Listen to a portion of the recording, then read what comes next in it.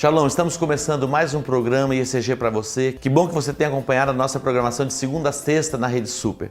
Eu creio que você vai ser muito abençoado a cada ministração e a cada tempo da nossa programação. A Bíblia diz que os que confiam no Senhor são como o monte de Sião que não se abala, mas permanece para sempre. Eu sei que as pessoas vivem hoje dias em que estão tomadas por angústia, incertezas, indefinições na vida.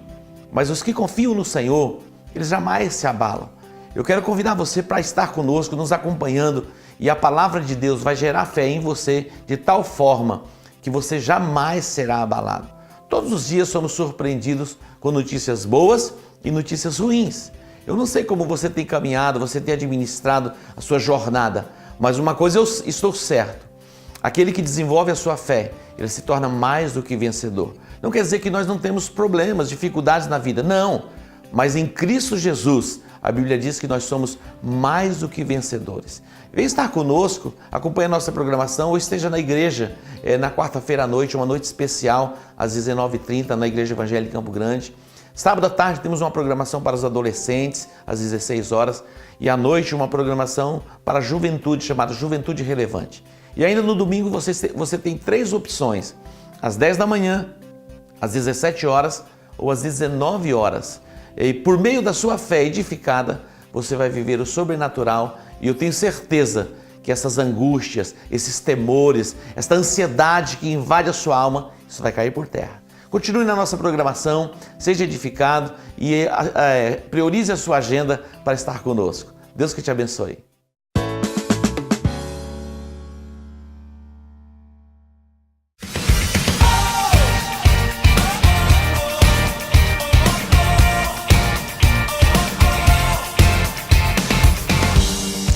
Janeiro, ele veio para libertar os cativos. É um mês de libertação. Venha às quartas-feiras, 19h30, e participe do nosso culto de libertação. Mas eu que existe alguém que me ama. Eu já sofri demais, eu sei. Mas eu que existe alguém que me ama, que me ama. Se eu apenas te tocar, eu sei.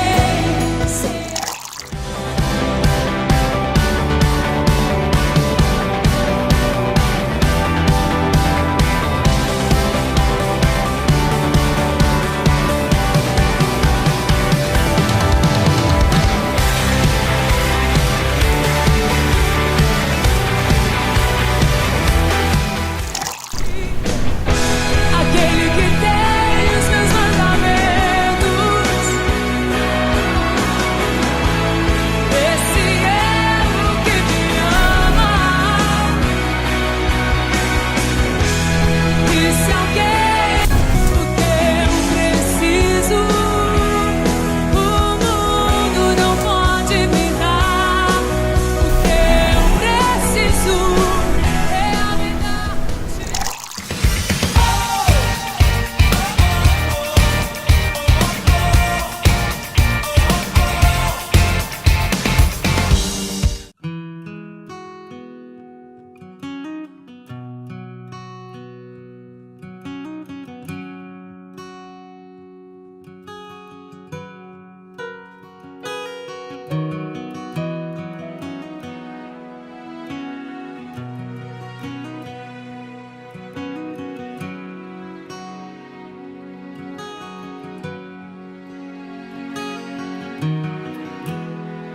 Quero ser como tu, quero ter tuas marcas.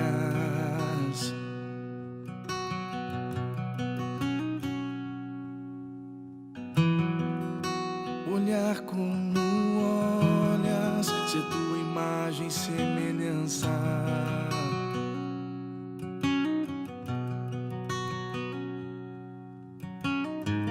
Mansidão, compaixão e amar o outro como a mim. E o meu coração prostrado aos teus pés, molda-me, me faz andar conforme tu queres. barro em tuas mãos, me faz como tu.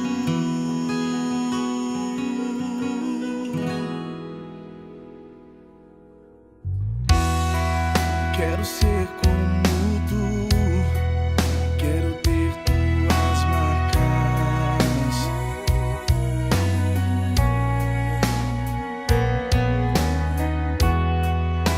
Olhar como olhas, ser tua imagem e semelhança.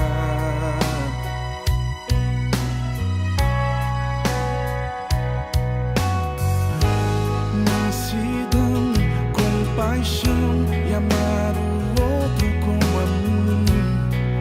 E o meu coração prostrado aos teus pés, molda-me, me faz andar conforme tu queres. Sou como um barro em tuas mãos, me faz como tu.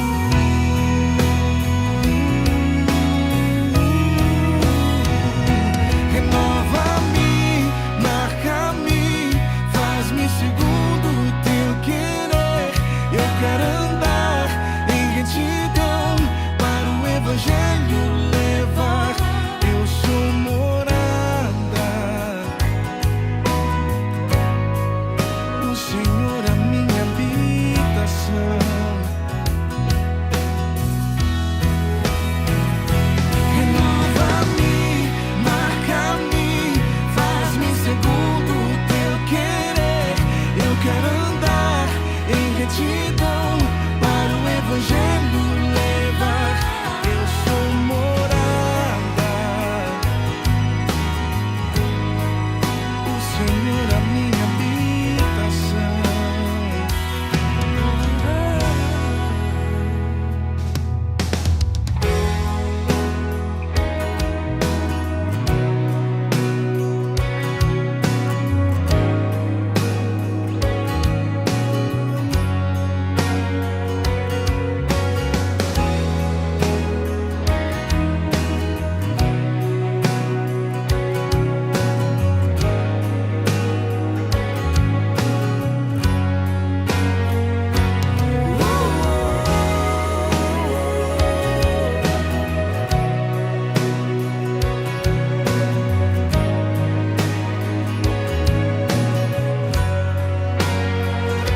Renova-me, Senhor.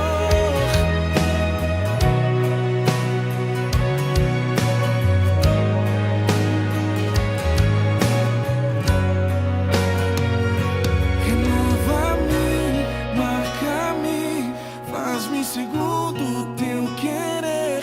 Eu quero andar em retidão para o Evangelho levar. Eu sou morada, o Senhor, a minha habitação.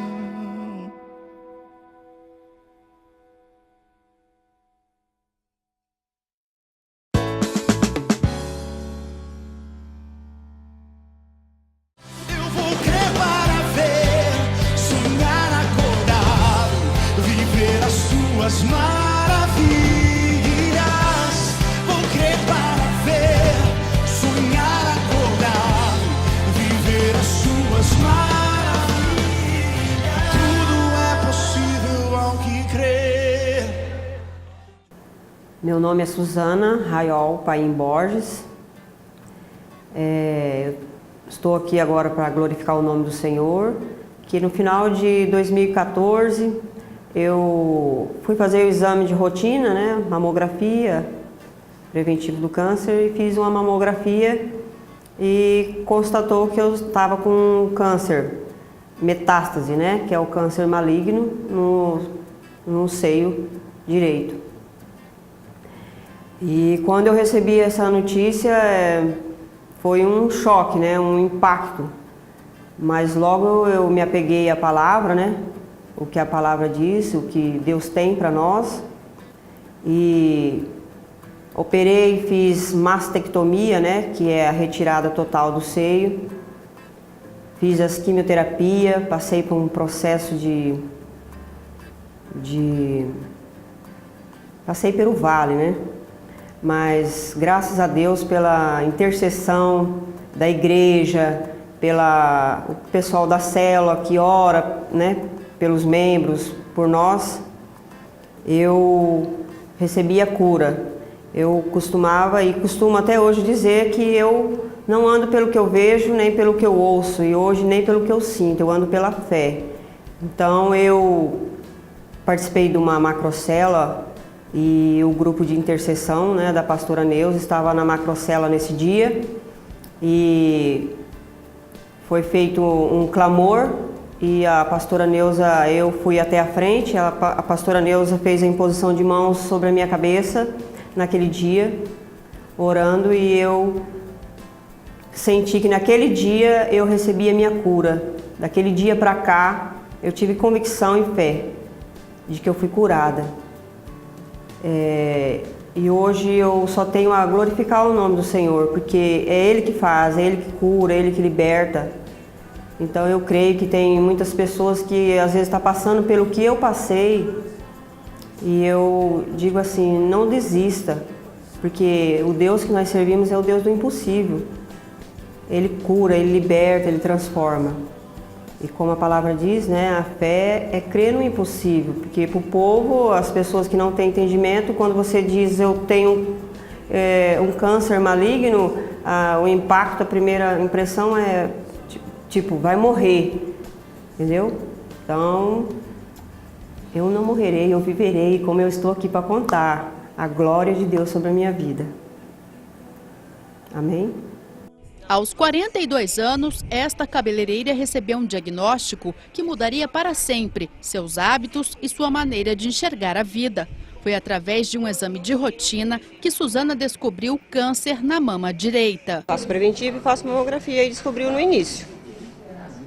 E aí eu descobri em dezembro, né? E já marcaram a minha cirurgia para fevereiro. Em março já comecei a fazer químio. E hoje já estou aqui na 3ª químio, firme e forte. Suzana fez a mamografia que detectou a doença de graça na unidade do Hospital do Câncer de Barretos, em Campo Grande. No estágio em que os nódulos foram descobertos, eles ainda não eram perceptíveis ao toque. Graças ao diagnóstico precoce, a cabeleireira tem grandes chances de cura. Recebe aquele barco, mas logo você já se afirma na palavra, com fé, e estou indo, graças a Deus. Suzana faz a mamografia desde os 40 anos, pelo menos uma vez por ano. Ela é uma exceção. Suzana decidiu encarar a doença com otimismo e bom humor. Eu fiquei, acho que uns 3, 4 dias só, cortei ele curtinho para ver como que ficava, ficou bonitinho, todo mundo gostou. Mas aí começou a cair demais, aí minha filha, vamos passar a máquina, mãe? Eu falei, manda bala, minha filha. Aí assumi também a careca, porque o lenço você tem que tirar, eu andava muito de moto, aí tira o capacete e sai o lenço. Aí todo mundo vê, né? Eu falei, vamos assumir logo. E eu não me incomodo. Às vezes eu até esqueço, eu lembro que eu tô careca, porque as pessoas me olham, às vezes eu, estão me olhando, né? Mas, normal, vai passar e eu vou, lá na frente vai sair cabelo, olha, capaz que vinha até loira, hein? Eu vou crer para ver, sonhar acordado, viver as suas maravilhas. Vou crer para ver, sonhar acordado, viver as suas maravilhas. Tudo é possível ao que crer.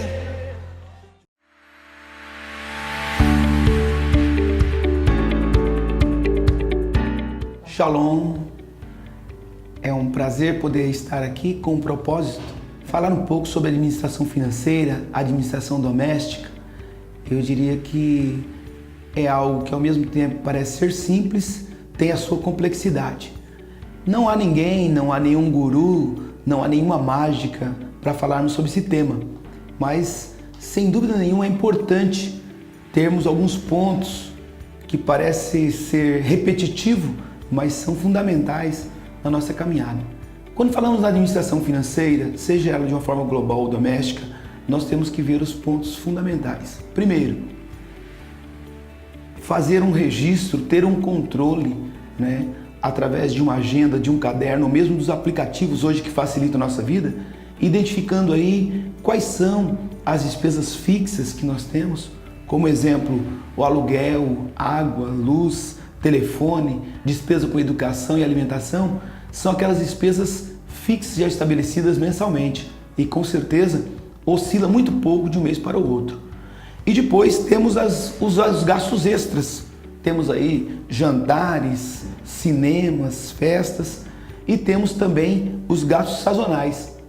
Todos nós se lembramos deles, os IPTUs, IPVA, os presentes, dos parentes, familiares e o material escolar.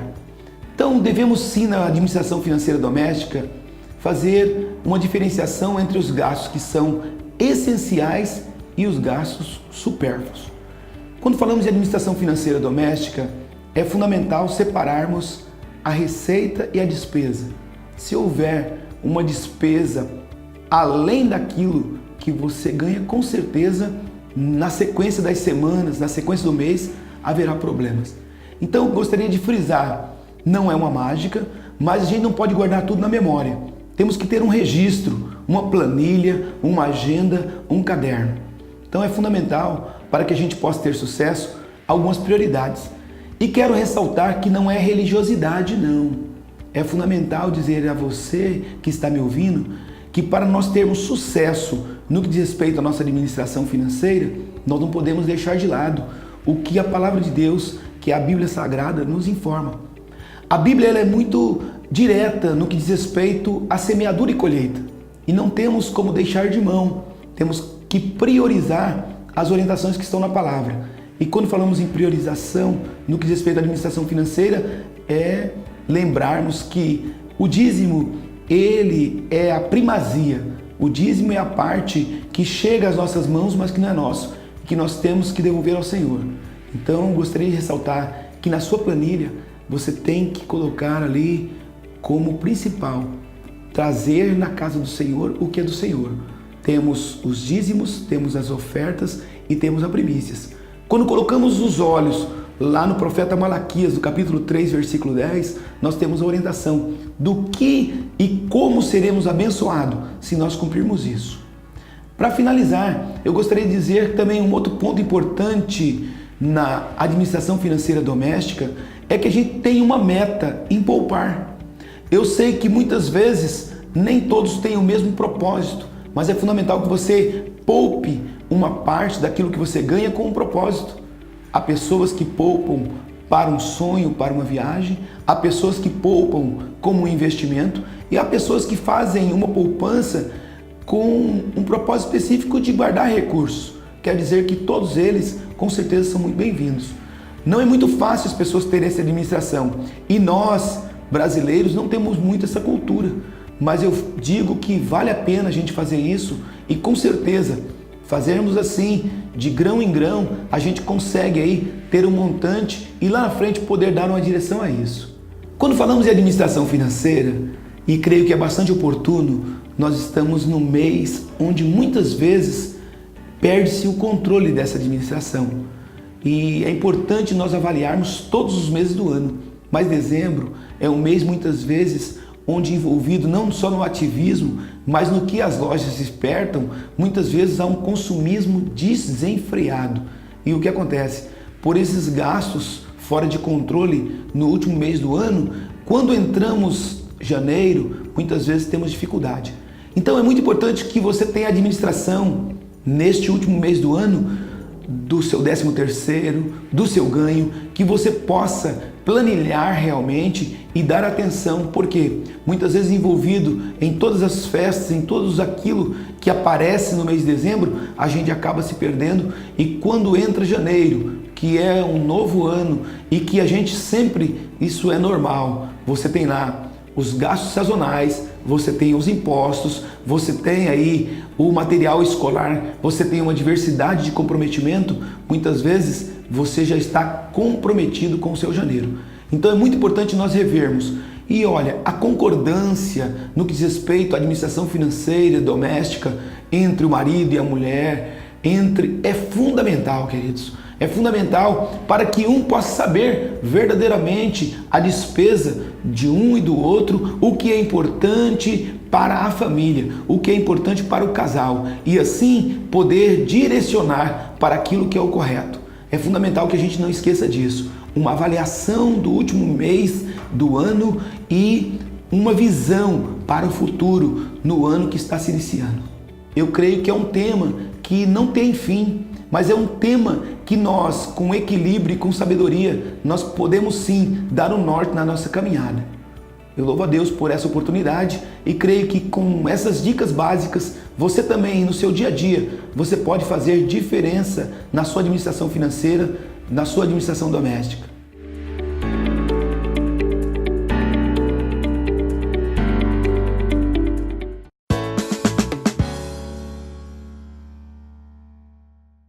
Olá, eu quero apresentar a vocês os meus livros. Eu escrevi 4 livros. Na verdade, já escrevi mais livros, mas ainda não foram editados. Mas dentre os que eu escrevi, eu tenho este aqui que é o menorzinho, O Poder de uma Conexão. É tão extraordinário este livro. Você está a 3 ou 4 pessoas, de qualquer pessoa. Outro dia, eu estava conversando com uma pessoa, ela precisava falar com uma outra pessoa e ela foi conectada à pessoa de imediato. Isso foi tão extraordinário. Eu vendo o testemunho do PG. Num aniversário que nós estávamos, a pessoa que completou ano admirava as canções e alguém que conectou o PG e ele gravou um vídeo e mandou e fez uma surpresa. Então aqui está algo tão extraordinário nesse livro, o poder de uma conexão. Quando você se conecta a alguém, você recebe daquela unção, há uma transferência que vem sobre a sua vida. E eu quero recomendar este livro para você. Você vai ler e você vai ser muito abençoado.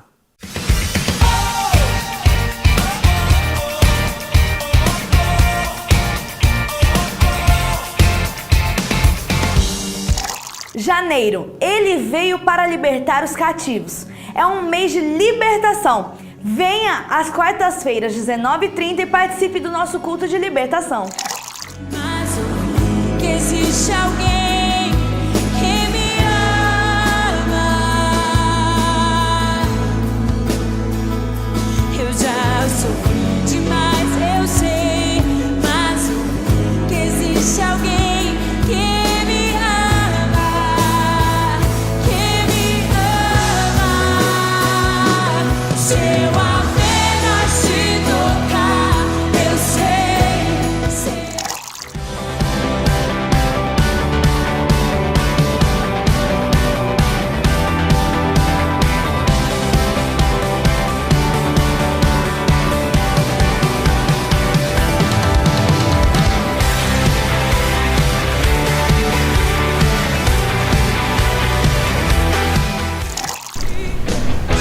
Aquele que tem os meus mandamentos, esse é o que me ama. E se alguém o que eu preciso, o mundo não pode me dar. O que eu preciso é a verdade.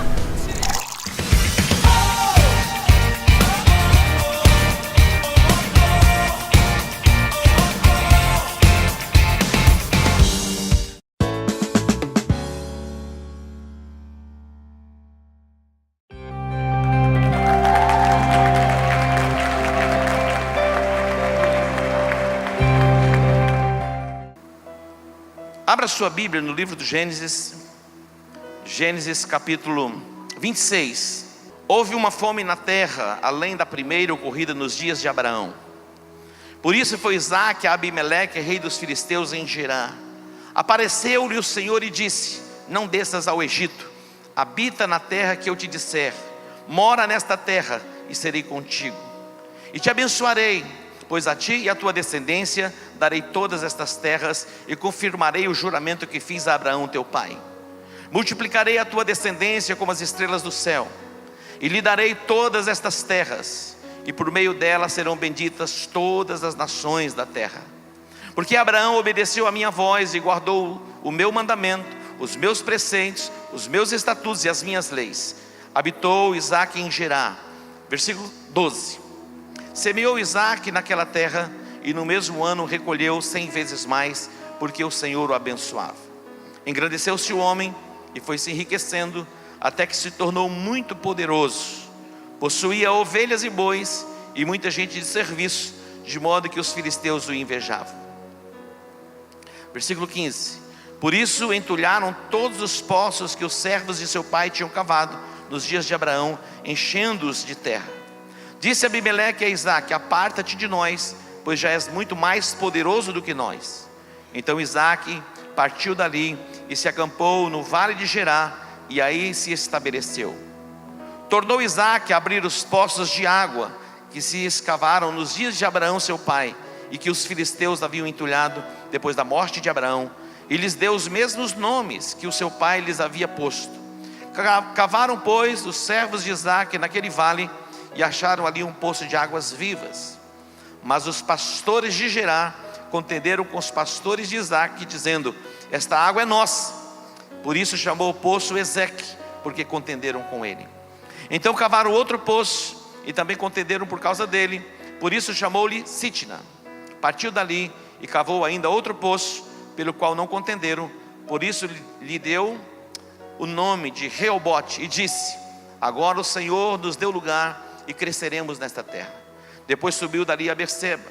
Apareceu-lhe o Senhor naquela mesma noite, e disse: eu sou o Deus de Abraão, teu pai, não temas, pois eu sou contigo. Abençoar-te-ei, e multiplicarei a tua descendência, por amor de Abraão, meu servo. Então edificou ali um altar, e invocou o nome do Senhor. Armou ali a sua tenda, e os seus servos cavaram um poço. Então Abimeleque veio a ele de Gerá, com Alzate, o seu amigo, e ficou o chefe do seu exército. Disse-lhe Isaque: por que vieste a mim, visto que me odiais, e me expulsastes do vosso meio? Responderam ele: temos visto claramente que o Senhor é contigo. Pelo que dissemos: haja agora juramento entre nós e ti, façamos aliança contigo. Responderam eles: temos visto claramente que o Senhor é contigo. Pelo que dissemos: haja agora juramento entre nós e façamos aliança contigo. O tema desta mensagem é chaves de prosperidade. O que é ser próspero? É uma pessoa abençoada, que desfruta de saúde, que desfruta de paz, que a alegria está dentro do seu lar. Todos nós desejamos uma vida próspera, que é uma vida abençoada. E algumas pessoas confundem, não entendem muito bem quando fala de prosperidade, fala de riqueza, e algumas pessoas até teologicamente são confundidas. Mas é muito importante que você entenda e compreenda qual é o desígnio e o propósito de Deus quanto a esse tema prosperidade. Existem tantos equívocos, mas não importa os equívocos teológicos e as motivações de quem ensina ou prega. O que importa é o que a Bíblia diz a respeito deste tema. E a Bíblia diz que Deus ama a prosperidade do seu povo. Deus ama a prosperidade do seu povo. E mesmo em meio às adversidades que o nosso país vive, Deus tem nos abençoado. E quando nós lemos um texto como esse, você olha e diz: mas eu já li, já vi esse texto tantas vezes. Esse texto fala a respeito de Abraão, ou de Isaque. Isaque, ele está fazendo a mesma rota que o seu pai Abraão fez. Quando Deus chamou Abraão, Deus disse: sai da tua terra, da tua parentela, vai para uma terra que eu te mostrarei, farei de ti uma grande nação, abençoarei os que te abençoarem, e amaldiçoarei os que te amaldiçoarem. Em ti e na tua descendência serão benditas todas as famílias da terra. E Abraão, ele partiu, ele chegou na terra de Canaã. Só que quando Abraão chegou na terra de Canaã, que era a terra da promessa, havia fome na terra. Havia fome na terra. Como que pode Deus levar alguém para a terra prometida e na terra prometida ter fome? Na nossa jornada, muitas vezes nós nos deparamos com momentos onde somos provados na nossa fé. Abraão, ele não consulta a Deus se ele deveria permanecer naquela terra, mesmo sendo uma terra onde havia fome.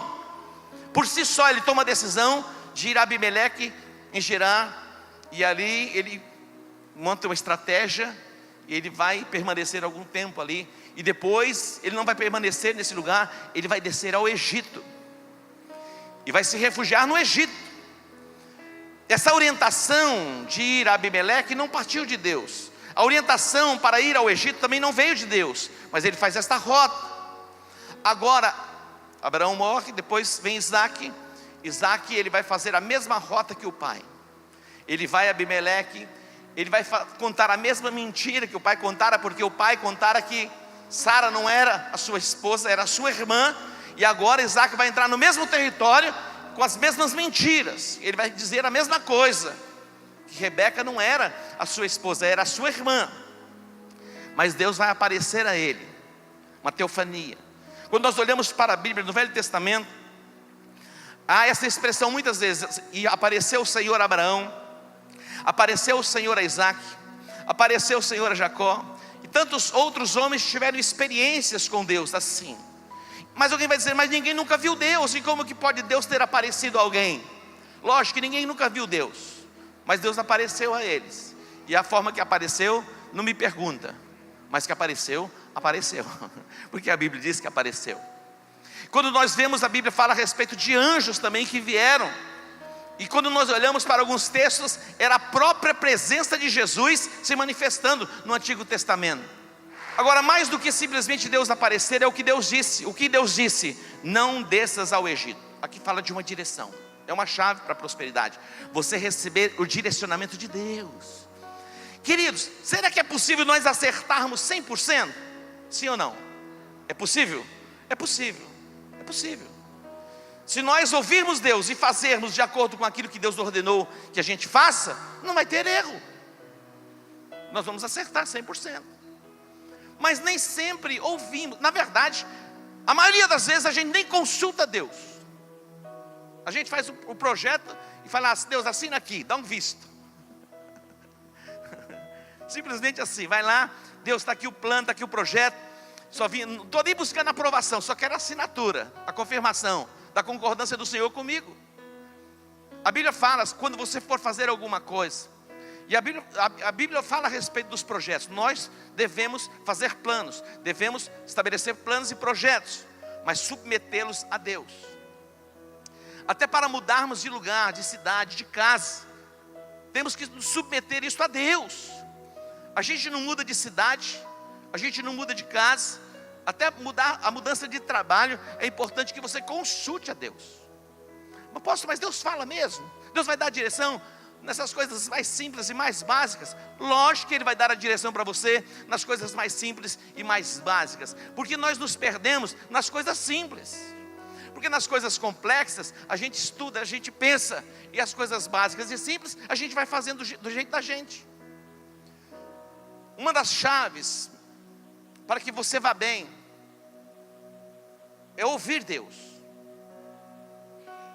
e não apenas no sentido de escutar, de colocar em prática aquilo que Ele está falando.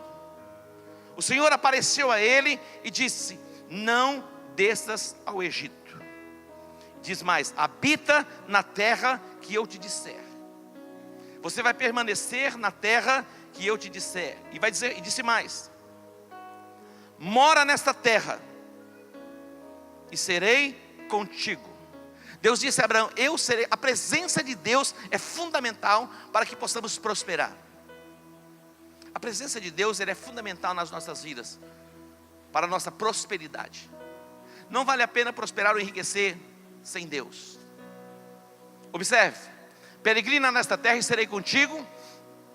E a expressão diz, e te abençoarei. Quando fala, e te abençoarei, essa expressão abençoarei, fala da presença de Deus que traz a nós saúde, paz, alegria e provisão plena, prosperidade mesmo. A bênção do Senhor sobre nós.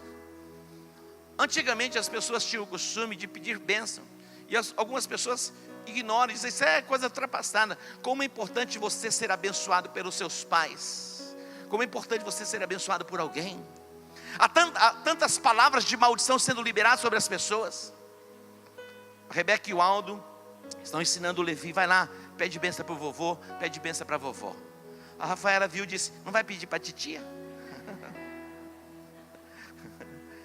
Quanto mais abençoado você for por alguém, melhor. As pessoas têm tanta facilidade de amaldiçoar os outros, não é verdade? Fazer juízo sobre os outros. Quando você tiver a oportunidade de ser abençoado por alguém, diga assim, me abençoa aí. Aqui diz, o Senhor dizendo a ele, eu serei contigo, a minha presença vai com você, e eu te abençoarei. Depois, lá na frente, você vai ver o fruto desta bênção na vida de Isaac. Porque a ti e a tua descendência darei todas estas terras e confirmarei. Diga comigo, confirmarei. é o Senhor confirmando o juramento, a aliança, o pacto que Ele tinha feito com Abraão. Queridos, nós somos alcançados. A bênção geracional. Como é importante entendermos isso. A bênção geracional. A bênção vai passando de geração a geração, de geração a geração. Nós temos promessas da parte de Deus que alcançam a nossa descendência. Não apenas os nossos filhos, os nossos netos. A bênção geracional vai alcançar até 1000 gerações. Você pode dar um aplauso ao Senhor? A sua descendência será poderosa na terra. Diga, eu creio nisso. Deus está dizendo, Deus está confirmando. Eu confirmo o juramento que eu fiz com teu pai Abraão. Nós estamos debaixo da bênção feita por juramento. Nós fomos abençoados com todas as sortes de bênção nas regiões celestiais em Cristo Jesus. Se aproprie disso, está sobre você, ninguém pode tirar. Não há decreto neste mundo que possa arrancar a bênção de Deus que está sobre a sua vida. A nossa chamada, queridos, como igreja, é para abençoarmos Campo Grande, que é a nossa Jerusalém, a Judéia, a Samaria e até os confins da terra. Essa é a nossa chamada, é a nossa essência. A bênção de Deus que está sobre nós, que proporcionou a nós salvação, libertação, cura e transformação. A bênção que está sobre nós será derramada. As ruas serão inundadas pela presença de Deus. Consigo ver a glória de Deus saindo deste lugar, penetrando ruas, as casas, alcançando os bairros da nossa cidade. É isso que eu vejo. E é isso que nós viveremos. A nossa descendência será poderosa na terra. E a nossa descendência vai abençoar as nações e as famílias da terra. Na cabeça de muita gente, isso é algo retrógrado, não tem sentido. Guardar mandamento, guardar preceitos, estatutos e leis. A Bíblia diz que a lei do Senhor ela é perfeita e refrigera a alma. Tem muita gente que acha que a Bíblia é um livro escrito para nos reprimir e nos oprimir. Na verdade, a Bíblia é a palavra de Deus estabelecida para nos guardar, para nos proteger, para que possamos ir bem. Algumas pessoas quebram o princípio da lei de Deus, vivem debaixo de fobias, angústias, temores. Mas quando você guarda os preceitos, você desfruta de paz. Diz mais, versículo 6. Assim habitou Isaque em Gerar. Diga, habitou. Ele permaneceu no lugar onde Deus ordenou que ele permanecesse. Isso não quer dizer que literalmente que você tem que permanecer em Campo Grande, mas permanecer em Deus. Se você for para Cidrolândia, você está em Deus. Se você for para Terenos, você está em Deus. Se você for para São Paulo, você permanece em Deus. Se você for para Nova York, você permanece em Deus. Até lá em Cancún, até lá você permanece em Deus. Mas estou de férias, você permanece em Deus. Você vai tirar férias de Deus? Não, agora eu estou dando uma pausa. Não tem pausa. Nós temos um período do final do ano, onde algumas células têm um tempo, e é importante até ter esse tempo. Não é uma pausa de Deus. Todo mundo precisa de um tempinho, muitas vezes, para se reorganizar, dar uma descansada, depois acelerar de novo. Isso é importante. Mas de Deus, ninguém dá pausa. A nossa chamada é para vivermos Ele 24 horas por dia, 7 dias por semana, 30 dias no mês, se tiver 31. Se fevereiro tem 29, se for 28 é 28. Todos os dias vivermos Deus. Habita, permanece nessa dimensão. Não abra mão da sua chamada em Deus. Quer seja na sua casa, no seu trabalho, na universidade, seja onde for, não saia deste lugar onde você se encontra em Deus. Não desças ao Egito, permanece na terra, permanece na presença dele. Agora vamos para o versículo de número 12. Olha o que vai acontecer com ele. Versículo 12. E semeou Isaque. Uma das chaves de prosperidade é plantar sementes. Diga, uma das chaves de prosperidade é plantar sementes. É muito importante que você saiba, de uma vez por todas, sem semeadura não tem colheita. Você é hoje o que você plantou ontem. Hoje você é o resultado do que você investiu na sua vida por 10, por 15, por 20, por 30, por 40, 50 anos. Quando você vai para uma universidade, é uma semeadura que você está fazendo na área do conhecimento. Depois você vai colher os frutos do conhecimento que você adquiriu na universidade. Mas teve uma semeadura do tempo, dos estudos. Você percebe isso? Quando nós falamos de semeadura, não estamos falando apenas na área de finanças. Se bem que, quando a Bíblia fala a respeito de finanças, a nossa colheita é fruto também das sementes que nós plantamos. Porque cada semente, ouça isso, cada semente, ela produz segundo a sua espécie. Não tem, se você plantou abacate, você colhe abacate. Não, eu plantei abacate, eu esperava colher manga. Não vai colher manga. Se manifestar manga, você repreende, porque é demônio, como diz o Robert Dudu.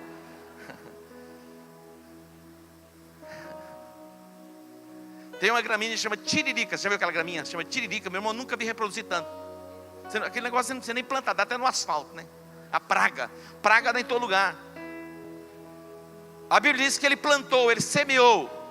Então uma das chaves de prosperidade está onde? Em plantar, em semear. Mas isso é tudo? Não. Naquele mesmo ano. Interessante porque geralmente quando alguém plantava, ele tinha uma expectativa de colher a 100 por 1. Nem sempre se colhia a 100 por 1. E a Bíblia fala a respeito da colheita a 30, a 60 e a 100. Então a expectativa da colheita é 100. Mas nem sempre se colhia 100. Mas Isaac, ele vai plantar, e no mesmo ano, diga no mesmo ano, ele recolheu 100 por 1. Diga 100 por 1. 100 por 1. Eu quero profetizar sobre a sua vida.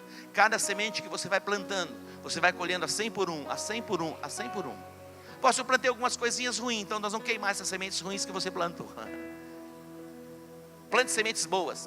Plante sementes de cordialidade. Plante sementes de amor. Plante sementes de elogio. Queridos, é tão simples, nós vivemos num mundo crítico. E é tão fácil nós avaliarmos os outros e criticarmos os outros. Mas a Bíblia diz, na medida que nós medimos os outros, nós somos medidos. Isso é semente plantada. Quando você julga alguém, você vai ser julgado também. Quando você mede alguém, você está sendo medido também. Então pense muito bem quando você for julgar alguém. Não é difícil nós fazermos as nossas avaliações. Pode citar qualquer igreja, qualquer ministério, você vai ter um parecer a respeito daquela igreja, a respeito daquele ministério. Mas quem somos nós para julgarmos as igrejas e os ministérios? Cada um caminha na visão que Deus deu.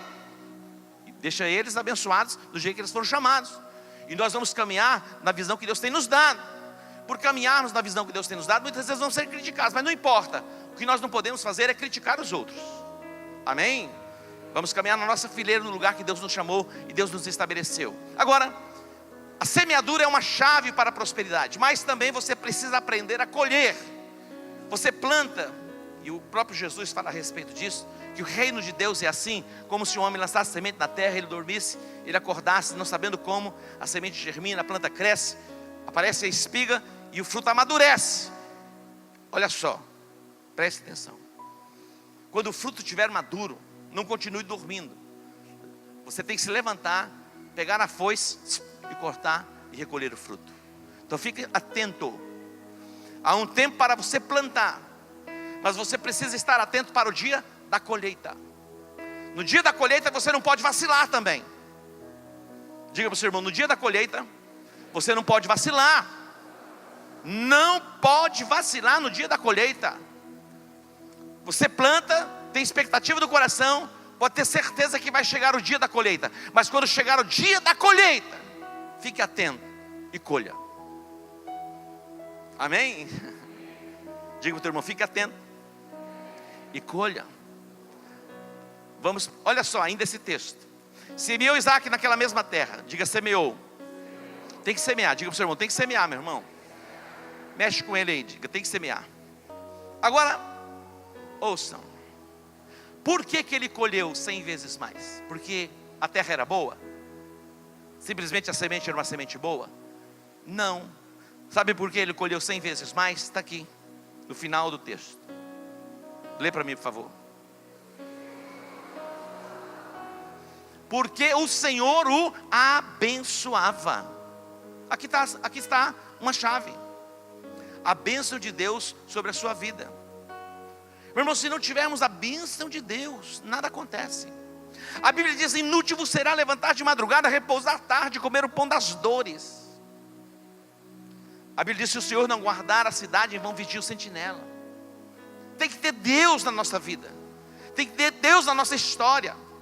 Deus tem que ser o personagem central da sua vida, todos os dias, não é de vez em quando. não é de vez em quando. O personagem central da sua vida tem que ser Deus, nos momentos bons e nos momentos ruins. Nos momentos bons e nos momentos ruins. Até aqui tudo estava dando muito certo para Isaac. Até aqui. Mas vamos observar o que passa a acontecer da agora em diante. Vamos para o próximo texto, versículo. Mais um pouquinho. Engrandeceu-se o homem. Diga, engrandeceu-se o homem. Lê a outra expressão para mim. Ia. Algumas pessoas têm problema com essa expressão, enriquecendo, porque acham que a riqueza é do diabo. A riqueza não é do diabo. O diabo é miserável, meu irmão. Ele é miserável, é o pai da miséria. É o pai da mentira também. Ele veio para roubar, para matar, para destruir. Diz o texto que Isaac, ele engrandeceu, se tornou grande, foi se enriquecendo, até que se tornou o quê? Muito poderoso. Diga, muito poderoso. Muito poderoso. Diz mais, possuía e tinha possessões de ovelhas e possessão de vacas e muita gente de serviço. Diga comigo, muita gente de serviço. Diga, muita gente de serviço. Deus quer nos abençoar de tal forma para que tenhamos muita gente de serviço. Você vai abençoar muita gente através do quê? Do serviço. Algumas pessoas se benzem, posso com essa carga tributária, não quero registrar ninguém, não quero ter nenhum funcionário. Meu irmão, deseja ter pelo menos 100, 200, 300, 500 mil funcionários. Vou ter perturbação na mente. Não, você vai prosperar porque Deus vai estar com você. Deus vai te dar habilidade, sabedoria para lidar com a complexidade empresarial. É fácil? Não. Mas eu pergunto, é melhor ter 1000 funcionários? Não ter nenhum. E ter 1000 que tem problema? Não ter nada. Diz o texto que ele tinha muita gente de serviço. Diga, muita gente de serviço. Mesmo você que está passando a sua crise, a sua guerra, a sua luta, que parece que Deus não está com você, Deus está com você. Sabe aquelas coisas que não deram certo? Se alguém disse assim, cadê Deus? Deus está lá olhando para todas as coisas. Mas que vai dar certo, vai dar certo. Por alguns momentos as coisas deram certo para Isaac, em outros momentos parece que não deram certo, mas agora tudo volta a dar certo. Diz o texto que eles chegaram num lugar chamado Amplidão. E aqui agora o Senhor vai aparecer aí em Berseba e vai dizer, eu sou o Deus de Abraão teu pai, não temas porque eu sou contigo. Eu sou contigo. E abençoar-te-ei. Novamente Deus confirmando, abençoar-te-ei. Ele já era abençoado, meu irmão, mas Deus vai dizer, vou abençoar você mais ainda. Deus é tão extraordinário que Deus vem falando com a gente sempre. Eu vou te abençoar. Lembra, eu não esqueci de você. Vou continuar te abençoando. E multiplicarei a tua descendência por amor a Abraão, meu servo. 25. Então edificou ali um altar. Diga, edificou um altar. Vai lá, diga sim, poderosamente. Edificou um altar e invocou. Diga, invocou. Quando você levanta um altar, sobre o altar tem um sacrifício. Uma conexão espiritual é estabelecida, é uma base. Interessante. Os céus estão tomados por satélites que enviam sinais. E o seu celular está conectado. Quando você, agora trazendo para o mundo espiritual, quando você constrói um altar, oferece um sacrifício, o sinal conecta você ao trono. E você invoca, diga invocar. Invoque, meu irmão, a presença de Deus. As pessoas vão no centro de macumba e invocam os demônios, eles descem. Aqui diz que ele invocou o Senhor. Deus vem e se manifesta. E invocou o nome do Senhor e armou ali a sua tenda. E os servos de Isaac cavaram ali um poço, meu irmão, incansável em cavar poços. É o que nós estamos fazendo aqui todos os dias, cavando poços. E Abimeleque, olha só o que vai acontecer. Aquele cara que tinha mandado ele embora, agora vem a ele e diz, e Abimeleque veio a ele de Gerar, com Alzate, seu amigo, e ficou o príncipe do exército, o chefe do exército. Veio a Isaac. Olha só, 27. E disse-lhe Isaac, por que vieste a mim, pois que vós me odiais e me repeliste de vós? O que é que você veio fazer? Agora observe o que ele vai dizer. Temos visto claramente que o Senhor é contigo. Se tornou visível a presença de Deus na vida dele. A prosperidade, quando Deus vem se manifestando, vem com ele a prosperidade. Que é a alegria, é a paz, é o gozo. comunhão, relacionamento, tudo se envolve prosperidade, é saúde, provisão plena. Temos visto claramente que esta cidade, ouça o que eu vou dizer para você, a nossa cidade, Campo Grande, e não só Campo Grande, o Brasil vai ver a prosperidade de Deus na sua vida. O Brasil verá a prosperidade de Deus nas nossas vidas. Já há um testemunho, queridos, no Brasil do que Deus tem feito em nosso meio. E é nada diante do que Ele vai fazer. É para impactar e abalar a estrutura do mundo mesmo. Ele veio e disse, nós temos visto, o rei disse, nós temos visto o quanto Deus te abençoou. E nós queremos fazer uma aliança com você. Quando você faz uma aliança com o próspero, você vai se tornando próspero. Quebra os pactos, meu irmão, de pobreza da sua vida. Nós não temos pacto franciscano de pobreza. O nosso pacto, a nossa aliança é com a prosperidade. Você pode aplaudir ao Senhor? Esse apóstolo pirou, cabeção. Você vai viver isso. Chaves de prosperidade. A mudança começa na sua mente. A mudança começa na sua alma. Seu estado de espírito. Você está sendo alcançado por revelação, por discernimento espiritual. E todos, absolutamente todos, os teus parentes, aqueles parentes, todos verão a bênção de Deus na sua vida. Todos verão, não tem como não ver. Não tem como não ver. Até o cego vai ver. Vai saber. Você está entendendo? Mexe com o teu irmão, Deus está falando com você, meu irmão. É para você. Acredita, é a Bíblia. Eu gosto do que o Mike Murdock disse. A parte da Bíblia que vai funcionar para você é a que você crê. Seja feito conforme a tua fé. Eu não creio assim. É do jeito que você crê. Não tem problema. Mas é assim que eu creio. E é conforme a minha fé. E eu vou crer por você. E você vai viver o seu milagre.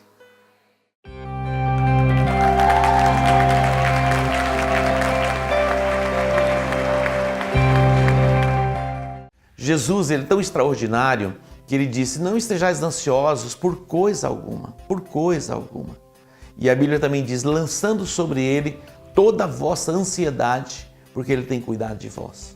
Você pode decidir em Cristo Jesus, abrir mão dessas preocupações, desta ansiedade que tem inundado a sua alma a cada dia. Na verdade, a sua ansiedade e preocupação, isso não acrescenta nada a você, a não ser perturbação. Eu quero convidar você, nesta oração que eu vou fazer, a lançar sobre Jesus toda a tua ansiedade. Ele vai estar cuidando de você. Vamos orar. Pai, no nome de Jesus, somos gratos pelo teu cuidado. Podemos ver o agir do Senhor em cada momento da nossa vida, na nossa jornada. Meu Deus, abrimos mão mesmo da ansiedade e das preocupações, sabendo que o Senhor tem cuidado de nós. Te agradecemos por Jesus Cristo, o nosso Salvador. Te agradecemos pelo Espírito Santo, o nosso Consolador, aquele que nos ajuda e nos guia em toda a verdade. Pai, atenta para este coração aflito, necessitado de paz, e que a tua mão venha e o envolva e que ele desfrute de paz perfeita. Que haja cura, que haja libertação, que haja transformação sobre a sua vida. É a minha oração, em o nome de Jesus. Amém, amém e amém. Deus que te abençoe. Shalom.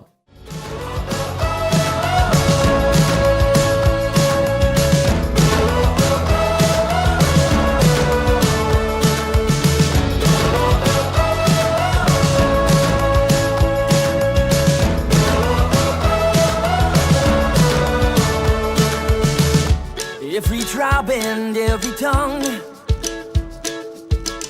soon your eyes will see.